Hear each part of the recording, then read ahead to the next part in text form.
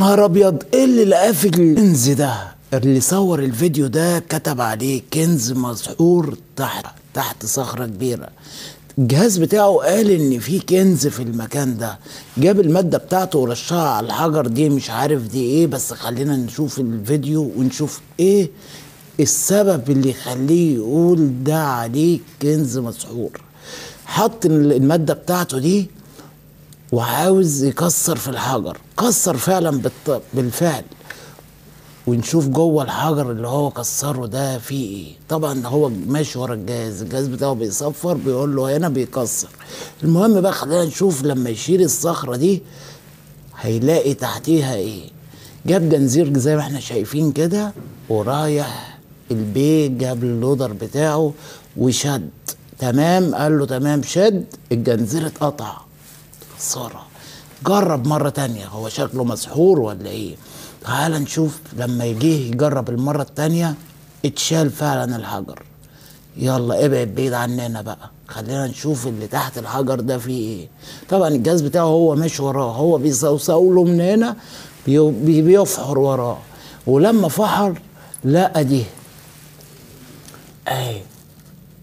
جميل قوي لغاية هنا، جميل قوي الكلام ده، حاجة شكلها كده حلوة قوي. تعال بقى نشوف لما يجي يفتح الكنز اللي هو بيقول عليه الراجل ده، يفتحه ونشوف جواه ايه. ها، ورينا يا عم الذهب والالماظ والياقوت ومغارة علي بابا.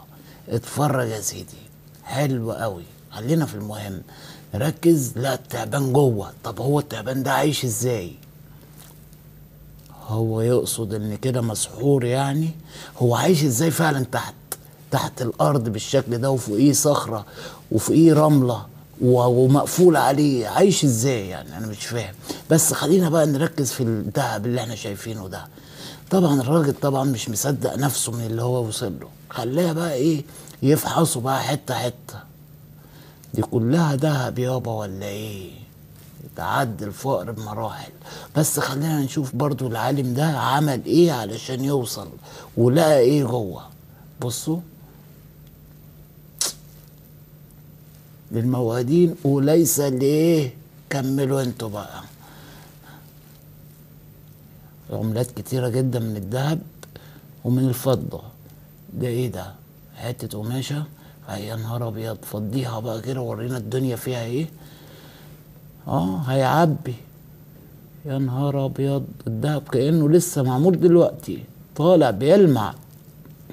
الدهب هيفضل دهب.